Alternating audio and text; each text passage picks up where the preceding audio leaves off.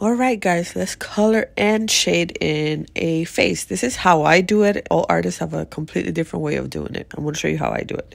So I have my face, and then I'm also going to pick the color that I want to fill the face with. So we'll do that. Once I fill that in, I do something a little weird, but I create a layer, and then I just want to add blush to the face because faces are usually flush with like blood vessels, etc. Pick a color that you like that goes with the skin tone, and then you make two little circles. And I like to blend. There's easier ways to do this. I just like to manually make the blush. Then I create another layer for shadows. Now, the shadows that I'm going to be putting on this face are going to be your basic shadows. With this one, the upper lip will be darker than the bottom lip because there's usually shadows there. And I'm also going to show you where there's typically shadows depending on where the lighting is coming from. But this is how I do just quick shadows on any face if I'm not doing any like crazy lighting. Another place where you would typically see shadows will be under the nose, under the bottom lip, under the neck, of course, in the hollows of the eye, eyelids, all that area there. Sometimes I do a little bit of the chin and then also the corners of the mouth. And I'm just going to blend that in.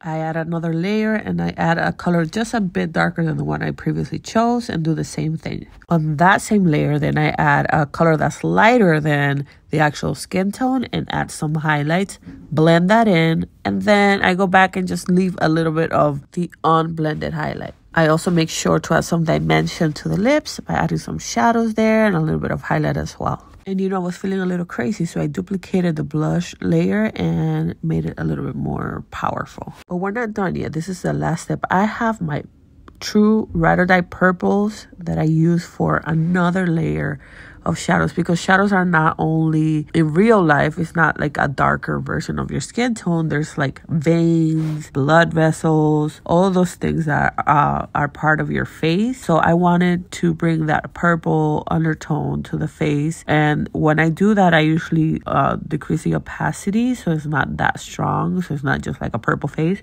But when you blend that in, it starts to give the face a bit more dimension. I also add a magenta kind of purplish pink color to bring some of that rosiness back to the face.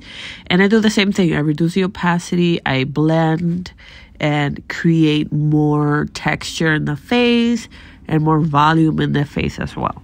And you play around with it. You can define cheekbones, etc. I just like the way that the face starts to take form. It looks more alive, more vibrant. Here I wanted to just add some freckles to the face. You can play around with that as well. And that's it, y'all. That's how I color in and shade faces. I hope that you guys like this tutorial and stay tuned for more.